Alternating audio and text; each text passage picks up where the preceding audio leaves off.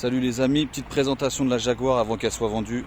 Après il y aura un nouveau projet que je vais filmer du début à la fin. Donc celle-ci là est vendue à part ce week-end. Donc c'est une Jaguar S-Type-R. Je vais faire une petite vidéo dessus parce que je me suis rendu compte, moi quand je cherchais des renseignements dessus, il n'y avait aucune présentation, aucun descriptif, personne qui l'avait présenté. Donc aujourd'hui je vais le faire, ça pourra peut-être servir à certains qui veulent l'acheter parce que c'est très abordable. Tout est d'origine les jantes. Enfin les jantes elles ont été repeintes en anthracite par l'ancien propriétaire. Moi j'ai fait les vitres teintées. Là ça c'est pas d'origine, je trouve pas ça super beau, faudrait peut-être le retirer. On a les coques qui étaient chromées, j'ai mis imitation carbone. Ici on a changé les disques et plaquettes. Disques M-Tech et plaquettes Mintex. J'ai changé le centre de roue. Après les jantes ont été repeintes par l'ancien propriétaire quasiment au même ton que la caisse je crois. Anthracite mais c'est quasiment la même couleur. Les catadioptres j'ai tout teinté, enfin fumé. Le devant c'est spécifique à l'AR, le pare-choc en bas change beaucoup. Il est plus agressif, plus aéré. Xénon, tout d'origine. Hein. Vous avez les logos R un peu partout. Bon le déchromage, je suis pas sûr que c'était chromé de base. En tout cas ça ne l'est plus. Derrière on a eu les feux qui ont été teintés, le petit béquet. L'ancien propriétaire a fait une suppression de silencieux derrière. Bon bah après capteur de recul, le logo R. Pour l'extérieur c'est à peu près tout. Donc même pour l'âge année 2002, elle présente très bien, jante 18 pouces. Le freinage demande à être amélioré un petit peu. C'est pour ça qu'on est parti sur du enfin c'est quoi, c'est pointé rainuré. On évite le percé parce que c'est assez fragile, ça fissure. Ensuite pour l'intérieur, c'est une Jaguar, c'est toute option. Intérieur cuir, climatisation bizone, siège électrique intégral. Ça va de l'appui-tête au dosseret, au réglage lombaire, il y a de tout. Franchement tout est réglable. Donc ensuite ici on est sur une Jaguar de 2002. Mais malgré ça elle a quand même le GPS tactile. La boîte automatique avec un mode manuel, sans les palettes au volant. C'est sur la version d'après qu'on aura les palettes au volant. Le logo, le pommeau avec le logo R. C'est ce qui est spécifique à celle-ci. À la base ici on avait du bois partout. On est passé en Alcantara jusqu'aux portières. On a tout passé ici jusqu'à là. Ensuite on a le régulateur de vitesse. On a ici les réglages pour les feux, pour remettre le compteur à zéro, enfin le kilométrage à zéro. Donc GPS, écran tactile. On peut gérer le téléphone. Je vais vous l'allumer, on va voir un petit peu mieux. Donc on peut afficher le logo Jaguar si on en a marre. On peut régler, on a le téléphone, on a la navigation. On peut absolument tout gérer d'ici. La climatisation. On a un menu c'est assez bien foutu pour l'époque. Donc avec le lecteur CD ici, je crois pas qu'on a de chargeur CD dans celle-ci. On a que pour le GPS, le lecteur DVD GPS. Ici on a le Bluetooth qui a été rajouté pour le Bluetooth streaming. Ici on peut passer en manuel. Bon c'est pas. Ça a une forme de J, c'est chez les Jaguars. Ils ont repris souvent ce forme de passage de vitesse. Par contre on n'a pas les palettes au volant, c'est un peu chiant. Ici on va avoir le téléphone là-dessous. Il faut mettre une puce dedans si on veut s'en servir. C'est pour ça que avec USB et auxiliaire ici. Le frein de parc automatique. Donc on a pas mal de choses automatiques. On a les feux automatiques, on a le régulateur de vitesse. Les essuie-glaces sont pas automatiques je crois. Après on a les sièges, on a même le toit ouvrant ici. Donc c'est pas mal foutu. Les places arrière.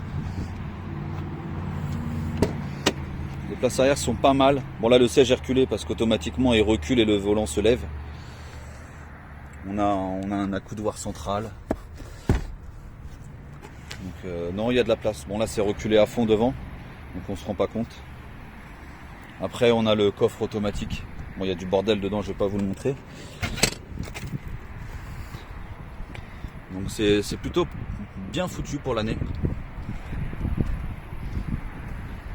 Bon après la Jaguar S-Type-R c'est un 4 litres 2 V8 compresseur. Donc d'origine je crois que les V8 font dans les 300 chevaux, avec le compresseur on arrive aux 400 chevaux. C'est le modèle sport en fait de chez Jaguar. Il est aussi beaucoup repris sur les Range Rover.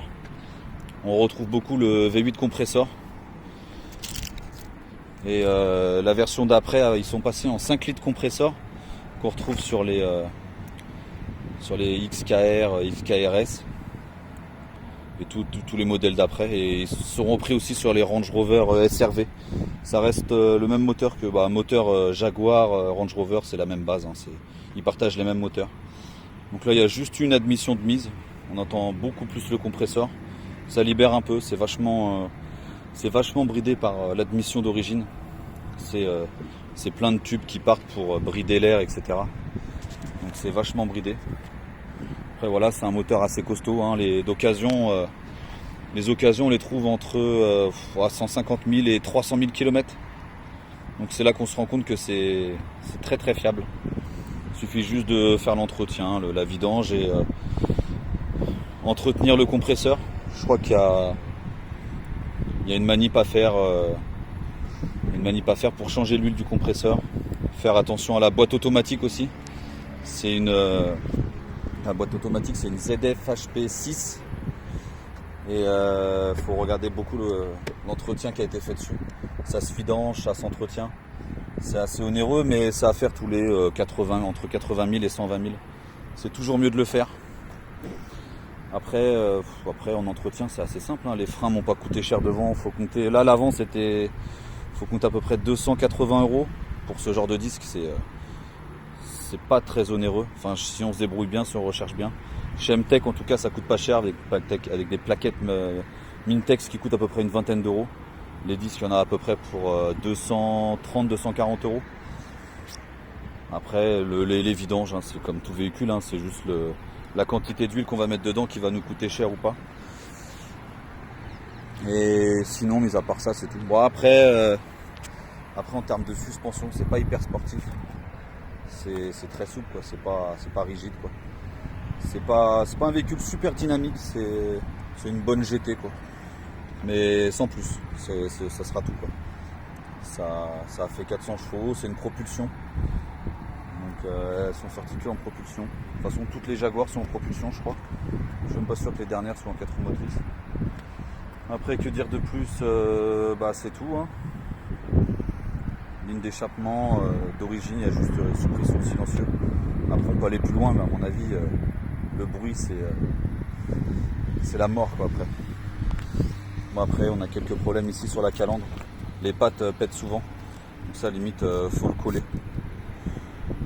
Puis après voilà c'est tout ça, une admission comme ça, faut compter à peu près je sais plus, je crois que c'est 200, non c'est 100. Enfin faut compter 200 € je crois. C'est pas excessif. Après on peut aller changer la petite poulie ici. On change la petite poulie, on change l'admission, on libère un peu la ligne. Et je crois que ça tourne autour des 460-500 chevaux, suivant ce que le mapper arrive à faire. Mais c'est déjà très bien, c'est déjà un bon dragster comme ça. Il n'y a pas besoin de tellement plus. Donc là, les vendus ce week-end, on va partir sur une voiture anglaise avec volant à droite pour éviter de refaire un crédit. Celle-ci est finie de payer, donc